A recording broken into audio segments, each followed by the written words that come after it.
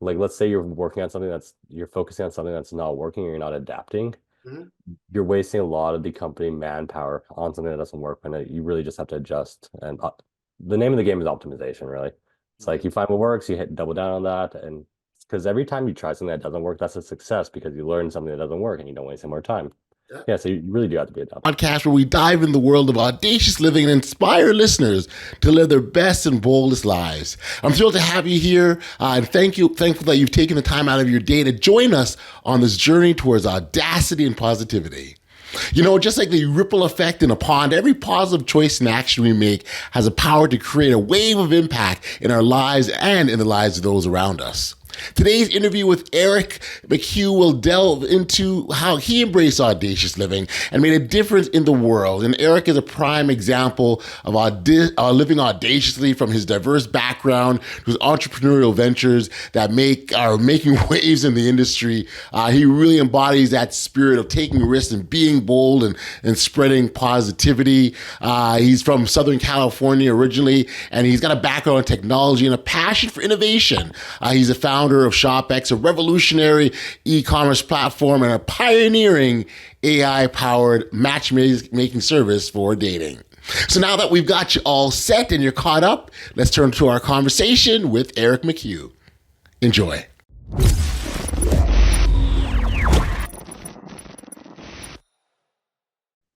Hey, Eric, thank you for joining me here today on the Audacious Living podcast. I appreciate you taking the time like this.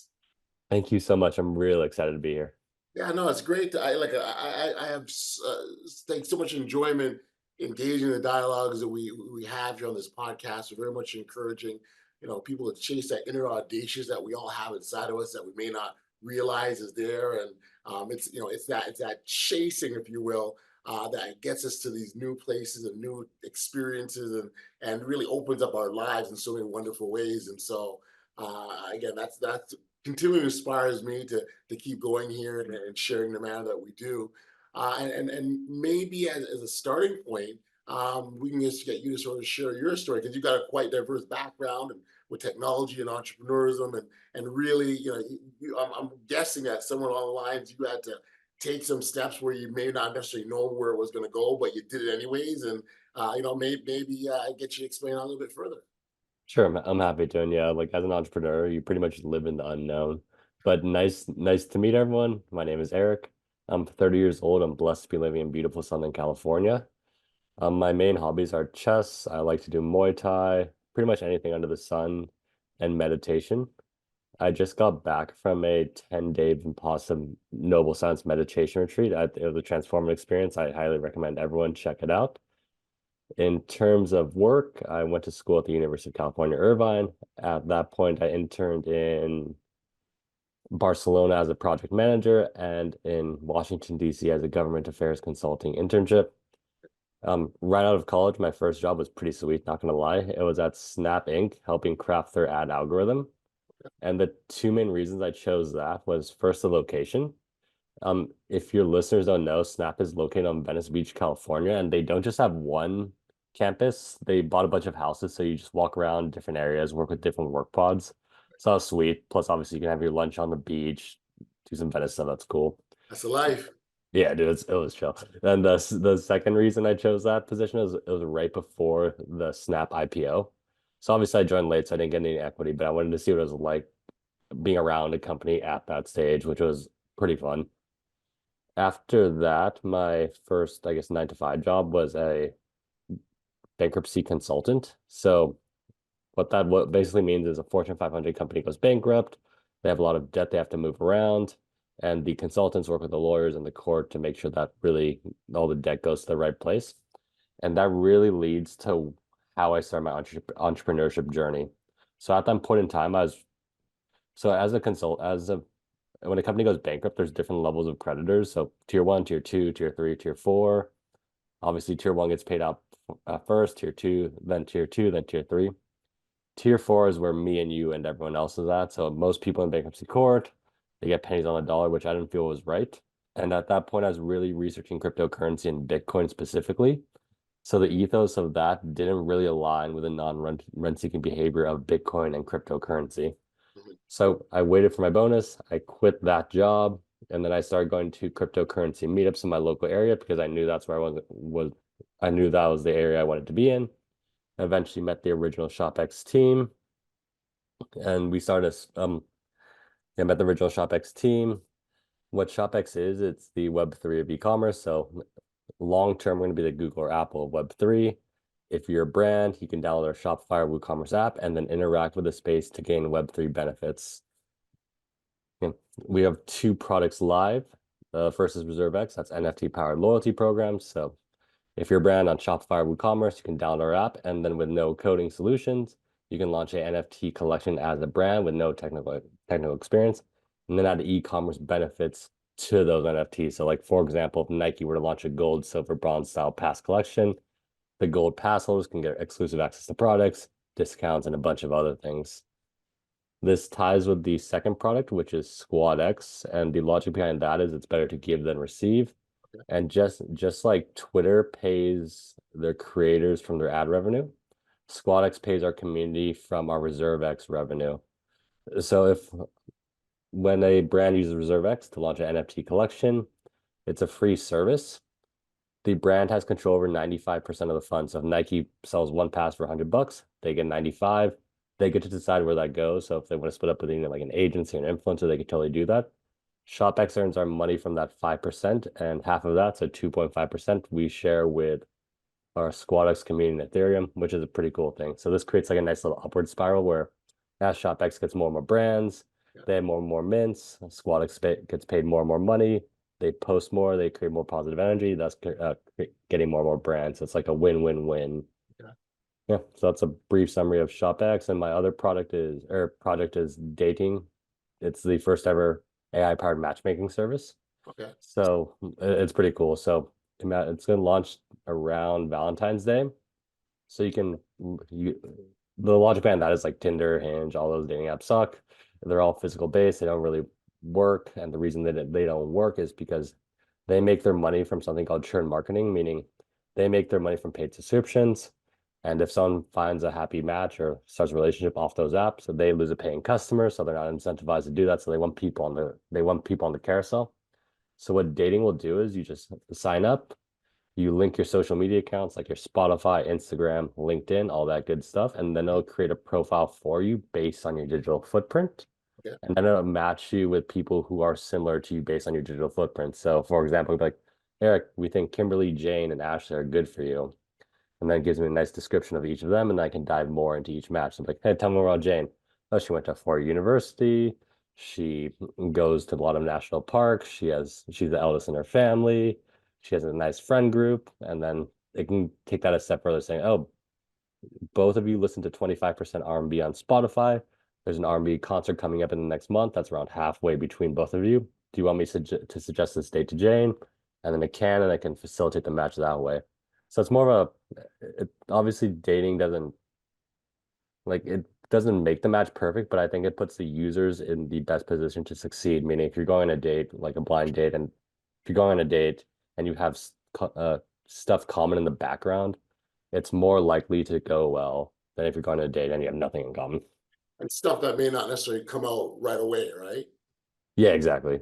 Gotcha. Or Yeah, stuff you so may not even realize at all. Like, I mean, I don't know the percentage of music someone listens to. I don't know. Like, exactly. And like honestly, stuff like that'll probably I don't think it'll ever come up in real how does it come up at conversation. all? I don't like how do you gauge the percentage of music you listen to? Oh, Yeah. Yeah, like it doesn't come up, but the machine, like the AI is so smart, it figures it out for you and does all the stuff in the back end for you. And all you have to do is show up and be your authentic self. And sure. hopefully it works out. If it doesn't, it doesn't. If it does, it does. So what I find interesting is both these ventures that you launched into. With any venture, you said, I mean, you talk about entrepreneurs, you know, you're sort of living that world of audaciousness. Were there any points you sort of questioned what you were doing, or did you kind of dive in, going, yeah, this is it, I'm going all in? Like, what was that like for you? So what I generally do is I think the universe is working in my favor, so everything tends to work out. So I just follow my genuine intellectual curiosity, and wherever that takes me, it takes me. And it just happened to take me to these two companies. So they are related. Like the ShopX thing, my overall goal is to live a nice, peaceful life. I don't think I could. I think having a corrupt money supply made that more difficult. And that's what led me to, it was originally gold. So I started as a gold bug. And then that led me to Bitcoin. I viewed Bitcoin as a solution.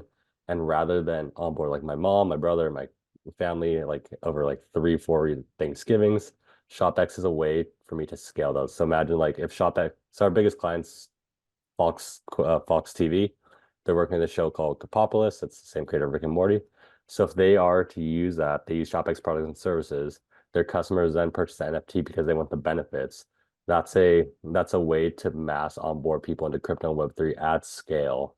And the important thing is it's they want to onboard into the space, meaning no one's forcing them to learn something new. It's like, I kind of want this hat. I kind of want this e-commerce benefit. Okay, let me figure out this technology. And that's zero. That's a 0 to 1. If they want to learn more, they can't. And so a while back, this is how it relates to dating is Mhm. I was going on a crypto podcast tour, if you will, to drum up attention around ShopX. I went on this one called Crypto Economy. And that happened to be the CEO of dating at the time. It wasn't live at the time.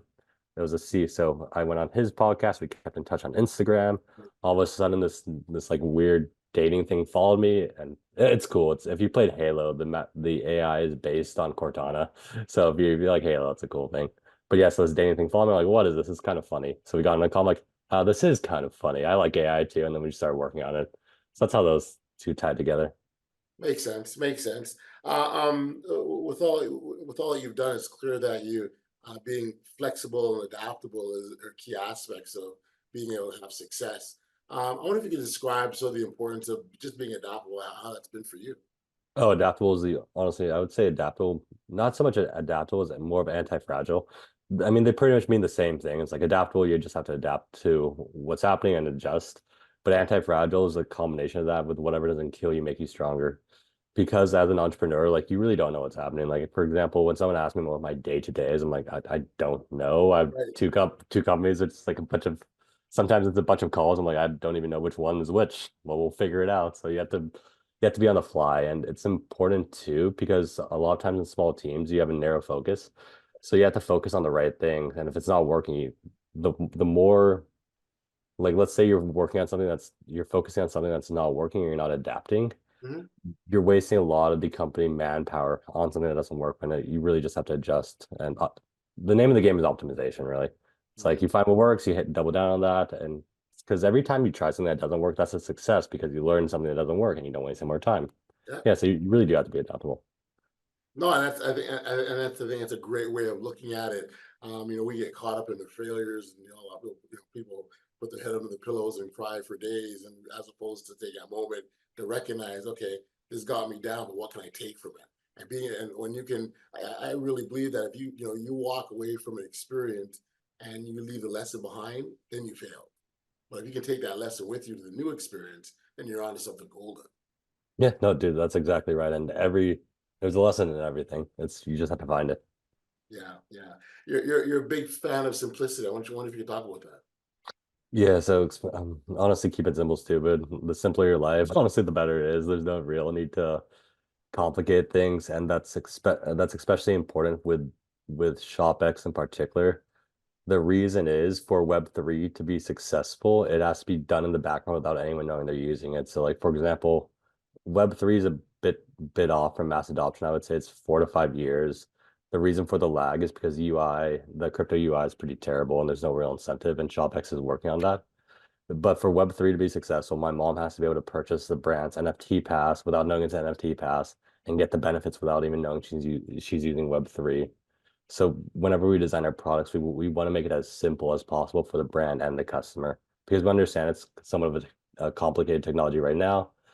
And so we have to simplify it for it to be useful. Otherwise, because like think about how fickle like a customer is. Like if a brand launches NFT Pass and it doesn't work right away, like no, I don't really want it. So it has to be a seamless transaction for them. Uh, Eric, do you see yourself as an audacious individual? Or maybe the question, more appropriate question, have you always seen yourself as an audacious individual? Yeah, well, what's the definition of audacious? Just so we get that out of the way. That itself is a great question. But in terms of being able to step out, to take risks, to be bold, some will call it taking chances. All those things that fall under the umbrella. And when you think of the world of an entrepreneurism, it's a lot of those things, isn't it? Oh yeah, no, you have to be bold. You can't be quiet. Like if you're not bold, you'll fail. And it's all one big game chance. It's all chance. Like it's all about optimizing your chances for success. So like you don't know what's gonna happen. Like I don't know what's gonna happen tomorrow, next week, next month, but you want to put yourself in the best position to succeed. So yeah, you have to take a bunch of chances. It's like taking calculated risks. And then once you figure out what works, you double down on that. And if it doesn't work, you learn why. Okay, why did this not work? Maybe tweaking this will make it work, or just take the lessons like, okay, this didn't work because XYZ, like the market's too early, Yeah. the customers don't want it. So yeah, it's all about being audacious and learning. Would you say that's the sort of key aspect to your success? Yeah, so being audacious, I would say audacious, being adaptable, and I would say the big key aspect is also being positive. Mm. So talk about that because that's another piece that you promote positivity very much so. Um, uh, it's funny because people will say, you know, I'm a positive person, like they only not refer to themselves. Um, but I'm just curious how you show that or how you live that. Yeah, so the way I view it is I view the outer world as a reflection of the inner world. So you get what you give. If you're spewing out negativity, you get, and I'm pretty pragmatic too. Like if something doesn't benefit me, I won't do it. So like if you're spewing out negativity, if you're walking around wishing like harm on everyone, all that does is it gets you harm for yourself. Whereas if you walk around like wishing everyone the best in the world, then everyone wishes well for you. So it's a win-win. So why not do that? Were you always in this place, or was that a journey for you to get to where you're at now? No, I was definitely not always in this place. I used to view everything as just a competition, like a zero-sum game. Like you have to take to win. But now I view it as okay, rather than take from someone, why don't we just increase the size of the pie so everyone wins? And that kind of circles back to the whole meditation, spiritual awakening journey I've been on too. I'm just like, okay, if yeah, just if you're positive, what that really means is everyone's on like think of like a radio wave, like think of us as all human radios where we're all spewing out different frequencies, like a positive one, a negative one, an anger one, really whatever. And the frequency you emit is the frequency you attract. So if you're an angry person, you always attract angry people. If you're a positive person, you always attract positive people. If you're negative, negative. And so it really is like attracts like. So as a positive person, I deal with a ton of positive people. And as an entrepreneur, I deal with tons of positive entrepreneurs. And that honestly has helped my network grow exponentially. Like the people I meet, they're like, what do you want from this conversation? It's like, I don't know, dude. I just want you to be happy. Like, oh, thanks, man. And then you become friends because it's all genuine. Was there a spark or something that got you to this place, or how did it happen if you weren't always that way? So I started getting into meditation, spirituality, and then what really kicked it off was that 10-day meditation retreat I went to around 3 months ago. So that's what really just really it helped me let go of pretty much all the negativity in my life, leaving positivity, which Right. has had traumatic or drastic effects. So that in your opinion, what I'm curious about is how do individuals cultivate sort of positivity in their lives? Dude, honestly, it's all about an intention. You just have to decide to do it, and you have to stick to it too, because That obviously, easy, eh? yeah, it's easier. It's easier said than done. But Okay, fair again, enough. Fair enough. just like there's a lesson in everything, there's a positive spin to look at everything. Like for example, something could happen, but it's just the universe works itself out. The universe has a good plan, and who am I to question the universe? And I've also learned that gratitude is one of the best things, the best attitude you can have because you can't be sad or angry when you're thankful. So what I like to do, and I did this before this podcast too, or I do it before every single business call, or pretty much everything I do is I have a gratitude journal. So before this podcast, I'm like, I'm grateful that I get to go on this awesome podcast, which makes this podcast better. Because imagine if I went to this like, I don't even want to go on here, blah blah blah. But if you go on here saying like, I really like, I'm thankful, like I am thankful for you for hosting me, the energy is just much better. And I think both positivity and negativity are contagious because I'm sure you've been around like negative people where you're just like, For sure. uh, but you've also been around positive people where you're just like, nice, it's uplifting. So why not be a force for good? I can count many instances where we have all these days where you're not feeling it. You're not, maybe your energy's low, whatever, and you'll kind of get in the elevator, and someone go, "Hey, how's it going?" And it brings it out of you, right? Yeah, And so it's yeah, just incredible how it happens. exactly. Like exactly, you're exactly right. I'm sort of big on energy and what we can attract and also give to one another, and that comes from us, our energy. But the best part about that, for me at least, is the fact that if you're just sort of authentically being yourself and your energy is naturally radiating, you can have ripple and impacts on people that you were unaware. I've lost count of the times where people will say to me, "You remember that time you did this, and it made a difference. So I want to thank you for that." And I have no recollection. I didn't remember. It wasn't like I was consciously out there trying to impact people. It was me just saying, "Hey, let's just be myself," and that's it. And so it's nice to know that we naturally can have an impact without even really trying, if you will. Yeah, no, and dude, I think the key is being authentic. Because if like in terms of authenticity, I'm the number one Eric in the world, or Eric McHugh in the world. So if you try to be me, sorry, dude, I'm number one. But if I try to be you, I can't be you. So we all owe it to ourselves, I think, to be authentic because we all have different gifts. Like we're all blessed with Yeah, different gifts. yeah. And like if we capitalize on our own individual gifts, that's the best thing we can do for everyone as a collective. So like for me, if I want to rate, so I view everything in like frequency, energy and vibration. So I see like it's a scale to me, meaning like people are vibrating like 100, 200, 300, 400, 500, all the way up to 1,000 to give you some scale, Jesus, Buddha, and Krishna were at 1,000. Gandhi is around 700. If you're below 200, that's kind of when you take energy. Like so, that's when people are around. That's when people are draining. Those So room around, suckers, right? You go in the room, they suck the air out of the room. yeah, yeah, and each like level is like a different emotion. Like 550 is love. So if you're in the 550 range, you just radiate love, you get attract love. But like 200, like 150, that's where fear and anger are at.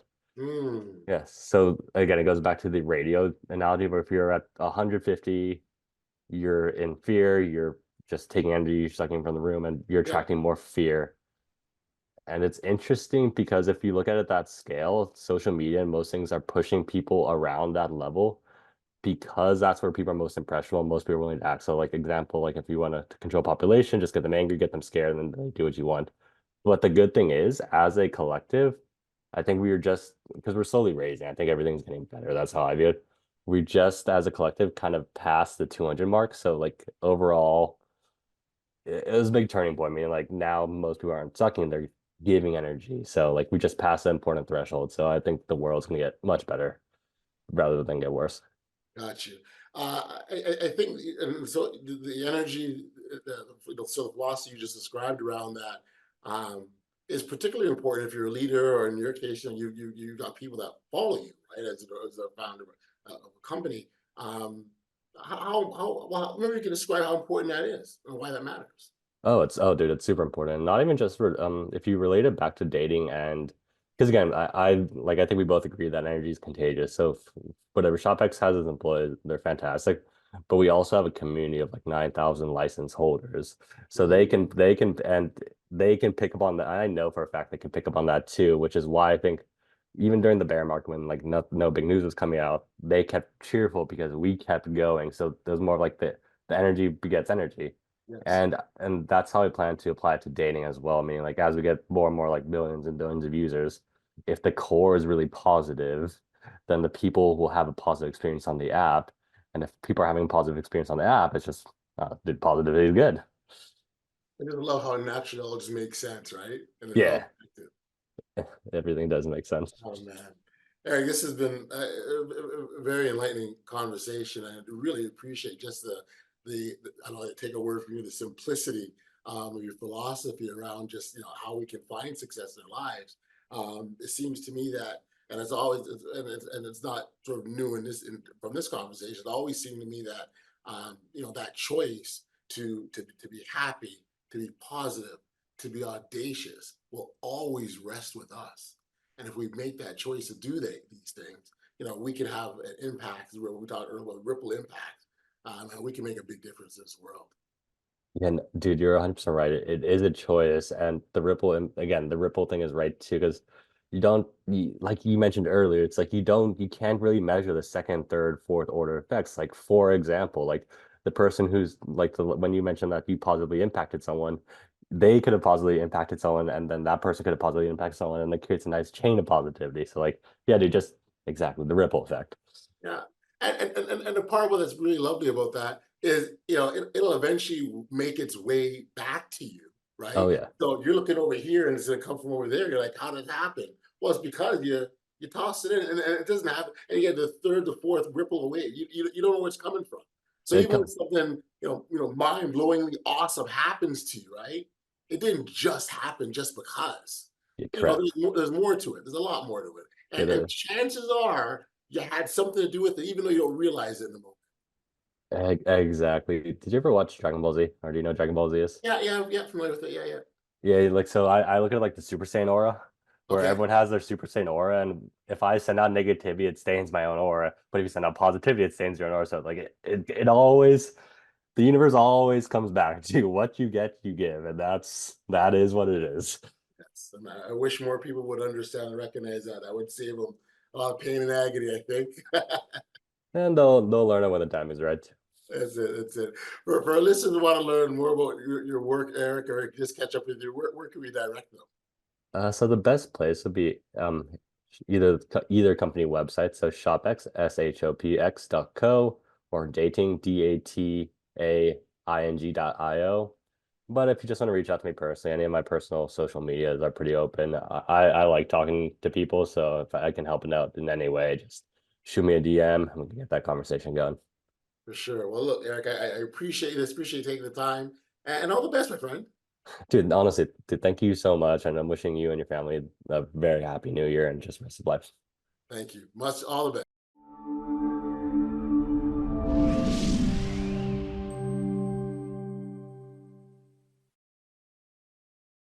Back, we are here on the podcast now. During our conversation with Eric, one of the key takeaway was the power of positivity and how it can transform our lives and the lives of others. It's a reminder that every choice we make, every action we take, can create a ripple effect of that positivity we talked about off the top that reverberates through the world. If you'd like to connect with Eric directly and learn more about his inspiring journey, you can find his contact details in the show notes. Thank you for joining us on this edition of the Audacious Living Podcast. If you enjoyed today's episode, please consider liking, following, or sharing to help us continue to grow and inspire more people to live their most audacious lives. Stay tuned for more inspiring conversations, and remember, audacious living starts with you. Until next time, stay safe, be kind, show love to one another, and be audacious. You've been listening to the Audacious Living Podcast, hosted by Audley Stevenson. If you enjoyed what you heard, be sure to like, subscribe, and share. Until next time, be audacious.